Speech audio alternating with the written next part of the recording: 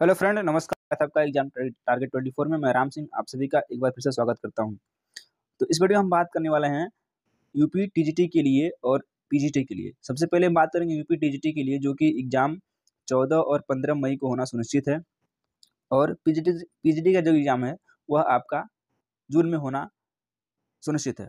तो इसमें हम बात करेंगे इतिहास के प्रैक्टिस सेशन की, जो कि होगा आपका चैप्टर वाइज। और एक टाइम हम मध्यकालीन डिस्कस करेंगे, एक टाइम हम एंशिएंट कवर करेंगे। तो शाम को आपको मध्यकालीन मिलेगा और सुबह में आपको एंशिएंट मिलेगा। और इसके बाद जैसे ही एंशिएंट खत्म हो जाता है, उसके बाद हम मॉडर्न हिस्ट्री आपको हम प्रैक्टिस सेट करवाएंगे। ये बुक जो है ये काफ़ी अच्छी शानदार बुक है। ये जो है मध्यकालीन भारत वस्तुनिष्ठ रवि कुलरिया जो राजस्थान के प्रवक्ता हैं उनकी बुक है। काफ़ी अच्छी बुक है ये, और इसी से मैं आपको प्रैक्टिस करवाऊंगा चैप्टर वाइज। ये कोई प्रमोशन नहीं है। नो डाउट ये बुक जो है बहुत ही अच्छी है और बहुत ही अच्छे सिस्टमेटिक ढंग से ये बुक लिखी गई है। आप भी इसको परचेज कर सकते हैं, पढ़ सकते हैं। मेरे पास है, मैं इसको पढ़ रहा हूँ और इसी से आपको मैं प्रैक्टिस करवाने चल रहा हूँ। चलिए देखेंगे हम मध्यकालीन भारत। इसमें हम देखेंगे पहले कि इसमें चैप्टर कौन कौन से हैं। तो पहला चैप्टर आता है आपका मध्यकालीन भारतीय इतिहास के स्रोत। इस समय जो ट्रेंड है वह स्रोत से भी क्वेश्चन बन रहे हैं। उसके बाद हम लोग कवर करेंगे अरब व तुर्क आक्रमण, दिल्ली सल्तनत की स्थापना व मुगल वंश। फिर उसके बाद आएगा खिलजी वंश, तुगलक वंश, सैयद वंश, लोधी वंश। ठीक है, इस तरह से करते करते इसमें टोटल 21 चैप्टर दिए गए हैं, जो कि मध्यकालीन के अंतर्गत रखा गया है। तो सबसे पहले हम चैप्टर 1 शुरुआत करते हैं स्रोत से। तो पहला चैप्टर रहेगा आपका क्या, मध्यकालीन भारतीय इतिहास के स्रोत। इससे संबंधित हम आज के क्वेश्चन को देखने वाले हैं। चलिए देखते हैं आज के सेशन का पहला क्वेश्चन।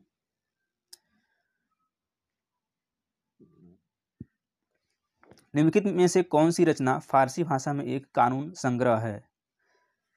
फिक्र ए फिरोज शाही, फतवा ए आलमगीरी, दया दलयाल दल दलायल ए फिरोज शाही, या फिर तिब्बत ए फिरोज शाही। तो इसमें क्या है, फिक्र ए फिरोज शाही जो है ये कानून संग्रह है। ए ऑप्शन करेक्ट हो जाएगा।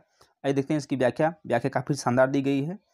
फारसी भाषा में तैयार किया गया सबसे प्रसिद्ध कानून संग्रह फिक्र ए फिरोज शाही था, जो फिरोज शाह तुगलक के शासनकाल में तैयार किया गया था। फतवा ए आलमगीरी नमक कानून का सार संग्रह अरबी भाषा में औरंगजेब के काल में न्यायविदों के एक समूह ने तैयार किया था। तो यहाँ से आपको 2 क्वेश्चन कंप्लीट हो रहे हैं। फतवा ए आलमगीरी जो है ये क्या है, जो ये बुक है ये कानून का सार संग्रह, ये अरबी भाषा में है। लेकिन आपसे जो क्वेश्चन पूछा गया है वह फारसी भाषा का पूछा गया है। तो यह फिक्र ए फिरोज शाही, ए ऑप्शन करेक्ट है। दोस्तों इसकी पीडीएफ के लिए आपको डिस्क्रिप्शन में टेलीग्राम का लिंक मिलेगा, वहाँ से आप टेलीग्राम को ज्वाइन कीजिए, वहाँ से आपको इसकी पीडीएफ मिल जाएगी। हिंदुस्तान स्वर्ग के समान है, इसकी जलवायु खुरासान की जलवायु से बेहतर है, पूरे वर्ष यह हरा और फूलों से भरा रहता है। यह कथन किसका है? इब्न बतूता, बर्नी, इसामी, या फिर अमीर खुसरो। तो यह जो कथन है यह अमीर खुसरो का है। अमीर खुसरो ने भारत के विषय में ये वर्णन किया है कि यहाँ की जो जलवायु है यह खुरासान की जलवायु से बेहतर है, और जो पूरे वर्ष रहता है ये भारत हरा भरा रहता है और फूलों से भरा रहता है। ये कथन है किसका? अमीर खुसरो का।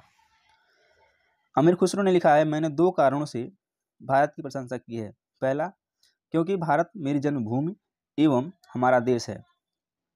देश के प्रति मेरा प्रेम रखना एक महत्वपूर्ण दायित्व है। हिंदुस्तान स्वर्ग के समान है, इसकी जलवायु खुरासान की जलवायु से बेहतर है, पूरे वर्ष यह हरा और फूलों से भरा रहता है। यहाँ के ब्राह्मण अरस्तु जितने ज्ञानी हैं एवं विभिन्न क्षेत्रों में सारे बहुत विद्वान हैं। ये इनकी क्या है, यह जो है ये अमीर खुसरो का वर्णन है, भारत के प्रति लगाव है, प्रेम है।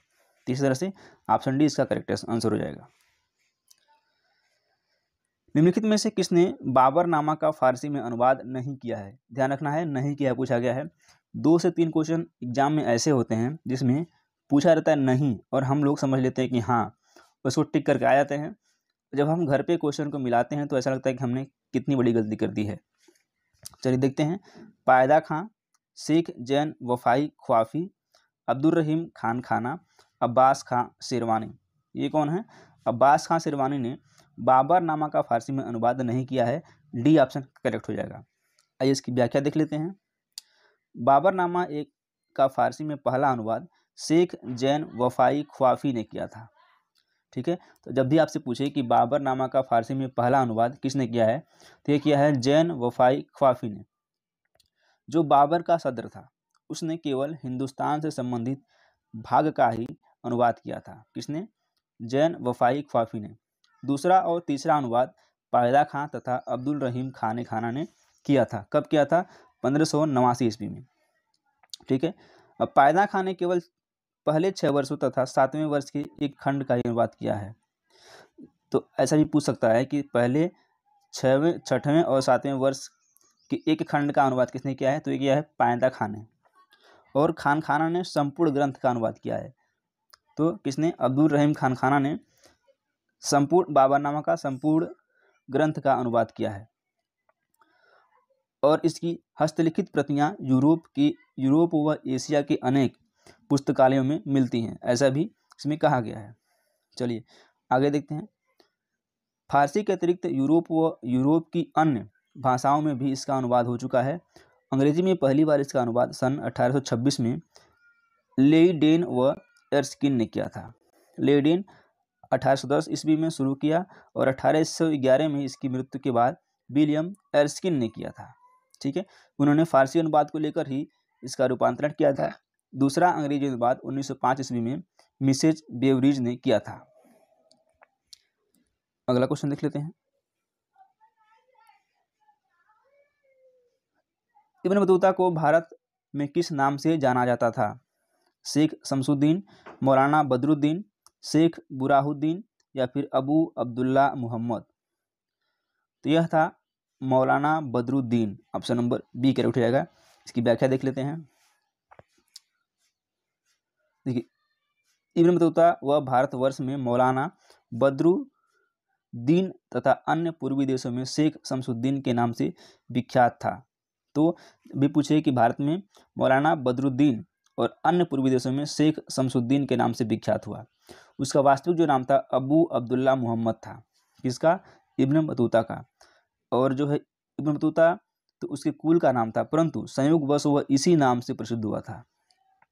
इसके पुरखे कई पीढ़ियों से मोरक्को के टैंजियर यानी कि जो उत्तर पश्चिमी अफ्रीका है नामक स्थान में बस गए थे और यहीं उसका जन्म 24 फरवरी 1304 ईस्वी को हुआ था। ये भी इंपॉर्टेंट है, यहाँ से भी क्वेश्चन बन सकता है। अगला क्वेश्चन लेते हैं। इब्न बतूता को दिल्ली का काजी कब नियुक्त किया गया था? 1330, 1331, 1332 या फिर 1334? तो इब्न बतूता को जो है मात्र 21 वर्ष 4 माह की आयु में मक्का आदि सुदूर पवित्र स्थानों की यात्रा करने की उद्देश्य से 14 जून 1325 ईस्वी को इब्न बतूता मोरक्को से रवाना हुआ। ठीक है, वह अफ्रीका व एशिया के कई देशों से गुजरता हुआ मक्का व मदीना पहुंचा और 12 सितंबर 1333 ईस्वी को वह सिंधु के तट पर पहुंचा और 20 मार्च 1334 ईस्वी को दिल्ली पहुंचा, जहां उसने तत्कालीन सुल्तान मोहम्मद बिन तुगलक यानी कि MBT से भेंट की। सुल्तान ने उसे 9 जून 1334 ईस्वी को दिल्ली का काजी नियुक्त किया था। कब किया था? 9 जून 1334 ईस्वी को दिल्ली का काजी नियुक्त किया था। किसने? MBT ने यानी कि मोहम्मद बिन तुगलक ने। एवं कुतुबुद्दीन मुबारक खिलजी द्वारा स्थापित धर्मादाय का प्रबंध उसको सुपुर्द कर दिया था। यानी कि जो कुतुबुद्दीन मुबारक खिलजी था उसने धर्मादाय नामक संप्रदाय की स्थापना की थी, जिसका प्रबंध यानी कि मैनेजमेंट उसको क्या किया? सौंप दिया। किसको? इब्न बतूता को। चलिए अगला क्वेश्चन लेते हैं। इब्न बतूता के यात्रा वृत्तांत के संबंध में निम्नलिखित में से कौन सा कथन असत्य है? असत्य पूछा जा रहा है। इब्न बतूता ने रिहला नामक यात्रा वृत्तांत लिखा, बिल्कुल करेक्ट है। यह मूलतः फारसी में लिखा गया था, यही डाउट है। मोरक्को के सुल्तान अबू इना मदीनी ने इसे लिखने के लिए हुक्म दिया। और डी है, इसे लिपिबद्ध करने के लिए इब्न जुजाई को नियुक्त किया गया। तो इसमें जो है असत्य पूछा है। तो देखिए यह मूलतः फारसी में लिखा गया, यही क्या है? असत्य है। ऑप्शन नंबर बी ही क्या होगा? करेक्ट हो जाएगा। यह अरबी भाषा में लिखा गया है। क्या? यह अरबी भाषा में लिखा गया है। क्या? यात्रा वृत्तांत किसका? इब्न बतूता का। ठीक है। और इब्न जुजाई जुज्जी ने 9 दिसंबर 1355 ईस्वी को इसे पूर्ण कर दिया और इसी ने इसका नामकरण रिहला किया था। ठीक है। अगला क्वेश्चन देखते हैं। निम्नलिखित में से किस पुस्तक में निजामुद्दीन औलिया के वचनों व कर्मों का संग्रह है? आइए देख लेते हैं। तुहफात उल किराम, इसाए माहरू, फवायद उल फवाद या फिर कामिल उल उत तवारिख। इसमें क्या है? जो निजामुद्दीन औलिया के वचनों व कर्मों का संग्रह है वह है फवायद उल फवाद। ऑप्शन सी करेक्ट हो जाएगा। देख लेते हैं इसकी व्याख्या। फवायद उल फवाद जो है अमीर हसन सिजजी द्वारा रचित एक उपदेशात्मक कृति है जिसमें निजामुद्दीन औलिया की बातचीतों का संकलन है। अमीर हसन को भारत का सादी कहा जाता है। तुफात उल किराम यह जो है 1766 से 1773 ईस्वी के दौरान मीर अली कानी द्वारा रचित इस पुस्तक में सिंध का इतिहास है। इंसाए माहरू आयन उल मुल्क मुल्तानी द्वारा फिरोज तुगलक के काल में लिखी गई। इसमें 133 पन्नों का संग्रह है जो उस समय की विशिष्ट लोगों को लिखे गए थे। कामिल उत तवारिख इब्न असीर द्वारा 1230 ईस्वी में इस पुस्तक को पूर्ण किया गया था। ठीक है। किस सूफी संत ने एक प्रेम कहानी पर आधारित रचना चंदायन लिखी? कौन सी रचना है? ये रचना है चंदायन। और ये लिखा किसने है? यह लिखा है मुल्ला दाऊद ने। ऑप्शन बी करेक्ट हो जाएगा। ये देखते हैं इसकी व्याख्या। पूर्वी उत्तर प्रदेश में सूफी संतों जैसे मुल्ला दाऊद, चंदायन के लेखक मलिक मोहम्मद जायसी आदि ने अवधी में लिखा एवं सूफी अवधारणाओं को इसी रूप में प्रस्तुत किया कि उन्हें साधारण आदमी भी आसानी से समझ सकता था। उन्होंने कई फारसी काव्य शैलियों जैसे मसनवी को लोकप्रिय बनाया। किसने? मुल्ला दाऊद ने। निम्नलिखित पुस्तकों व लेखकों को सुमेलित करना है। आइए देख लेते हैं, सुमेलित कर लेते हैं। तारीख ए सलातीन अफगान यह किसकी पुस्तक है? तो यह जो पुस्तक है अहमद यादगार। तारीख ए दाऊदी किसकी पुस्तक है? अब्दुल्ला की पुस्तक है। और तारीख ए खान जहानी यह जो पुस्तक है यह है ख्वाजा निमातुल्लाह की। और तारीख ए शेरशाही अब्बास खां सरवानी की पुस्तक है। तो इस तरह से ऑप्शन नंबर इसका बी करेक्ट हो जाएगा। ए का बी, दूसरे का 2 का ए, 3 का सी, 4 का डी। इसकी व्याख्या देख लेते हैं। तारीख ए सलातीन ए अफगान यह अहमद यादगार की यह पुस्तक लोदी वंश और सूर वंश का प्रमाणिक विवरण प्रदान करती है। ऐसा कहा जाता है कि इसकी रचना भारत में अफगानों के अंतिम राजा दाऊद शाह के संरक्षण में की गई, जिसका खान ए खाना के आदेश पर 1575 ईस्वी में सिर काट दिया गया। इस प्रकार यह पुस्तक बाद में अकबर के मार्गदर्शन में 1601 ईस्वी में पूर्ण हुई थी। अगली पुस्तक है तारीख ए दाऊदी। सम्राट जहांगीर के शासन काल में कोइल अलीगढ़ के अब्दुल्ला ने तारीख ए दाऊदी लिखी। इस पुस्तक में लोदी और सूर समेत भारत में अफगान शासकों का विवरण प्रस्तुत किया गया। लेखक ने पुस्तक में न तो अपना ही कोई विवरण प्रस्तुत किया है और न ही मुगल दरबार में संपर्क संबंधी आशय का कोई विवरण दिया है। पुस्तक आरंभ भारत में अफगान शासक बहलोल लोदी की शक्ति उत्थान से होता है और इसमें आदिल शाह सूरी तक के शासनकाल का विवरण दिया गया है। लेखक पुस्तक का उपसंहार दाऊद शाह पर करता है, जिसके लिए पुस्तक समर्पित थी। अगला क्वेश्चन लेते हैं। निम्नलिखित में से कौन सी रचना शम्स ए सिराज अफीक की नहीं है? इंसा ए माहरू, तारीख ए फिरोजशाही, मनाकीब ए अलाई या जिक्र ए खरब ए देहली।